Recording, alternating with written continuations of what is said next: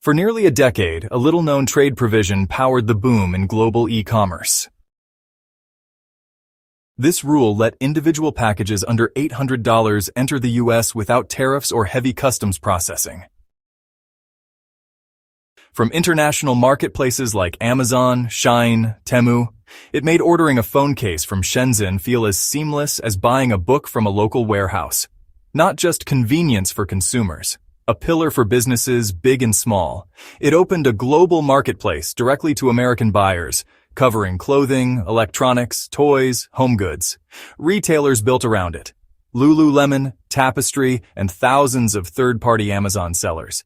It streamlined supply chains, cut overhead costs, and enabled competitive pricing.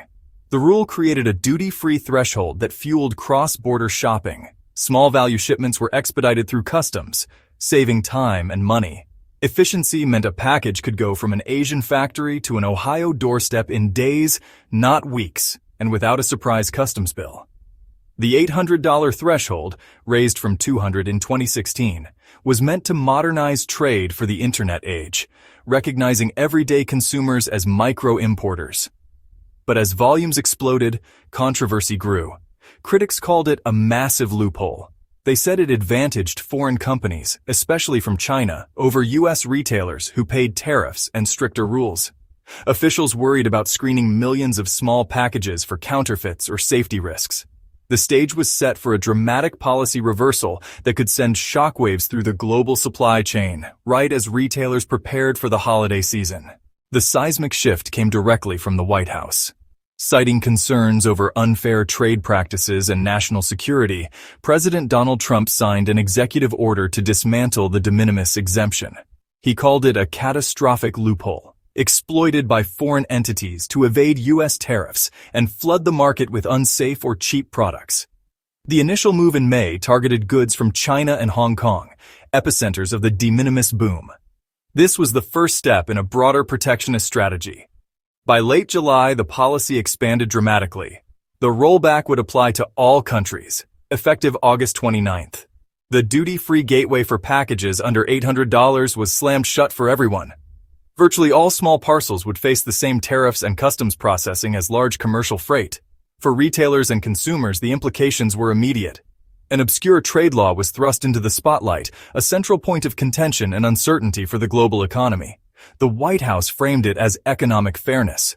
Foreign sellers could ship tax-free directly to U.S. consumers, while U.S. stores imported in bulk and paid duties. That, they argued, harmed brick-and-mortar stores and domestic e-commerce companies. The order was pitched as closing a back door that let billions bypass tariffs. The era of frictionless, tax-free micro-imports was over. This was one of the biggest trade shifts in recent memory, moving toward protectionism. It challenged fast fashion giants and massive online marketplaces. The order effectively redrew the map of global e-commerce, creating new barriers. International shipping and online retail now face a more complicated, expensive reality, with the full impact arriving as the holiday shopping frenzy begins. To understand the sheer magnitude of this policy change, one only needs to look at the staggering growth in de minimis shipments over the past decade. What was once a relatively minor stream of international mail had swollen into a torrent of packages flooding into the United States every single day.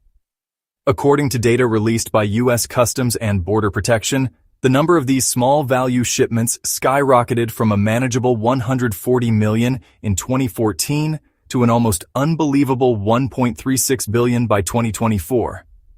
That represents a nearly tenfold increase, a testament to the explosive growth of global e-commerce platforms and the American consumer's appetite for their products. Each of those 1.36 billion packages, which previously sailed through customs, now faces new tariffs and inspections.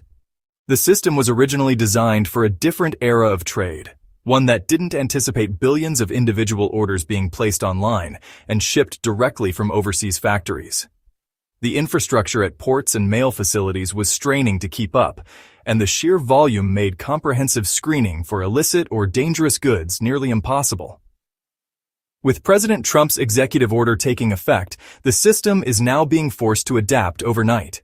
Every one of those billions of packages, from a $10 phone charger to a $150 pair of sneakers, is now part of a much larger and more complex customs process.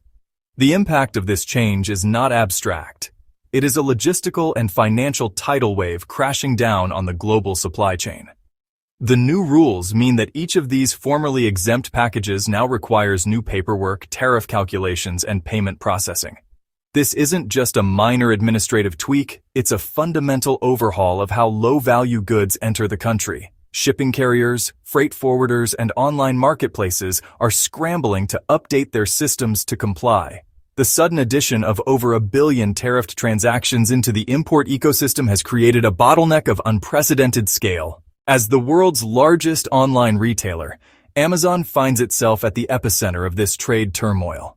The company hosts millions of third-party sellers worldwide and is navigating a treacherous new landscape. In the immediate aftermath of the tariff announcements, a scramble began among sellers to adjust to the new reality. Market intelligence from SmartScout shows clear price movement. Sellers started raising prices on hundreds of top-selling items. China-based merchants were especially active in hiking prices.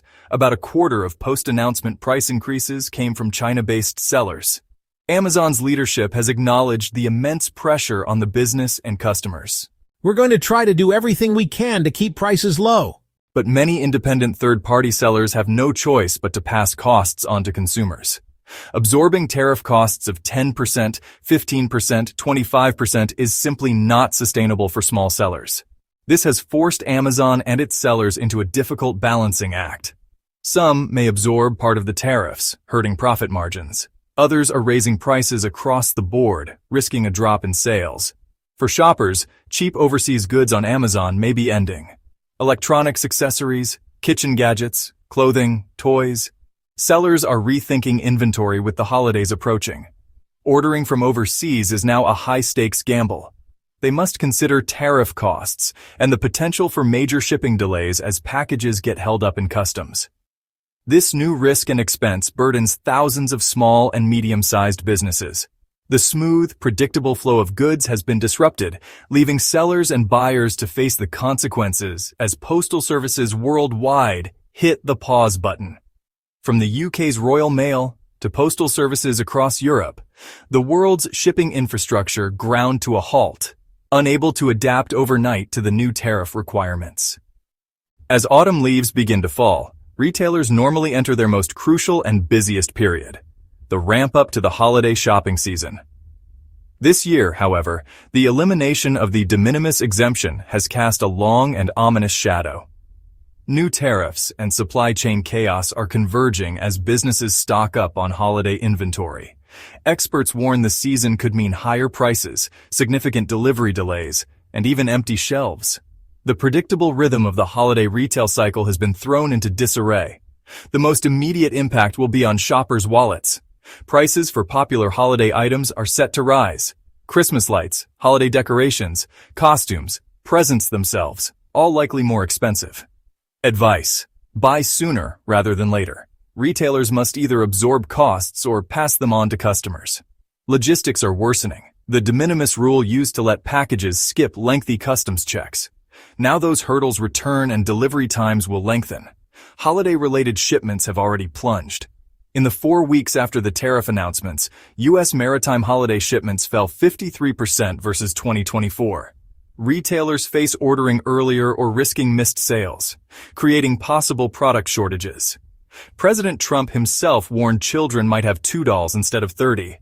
While perhaps an exaggeration, the sentiment captures the core of the issue.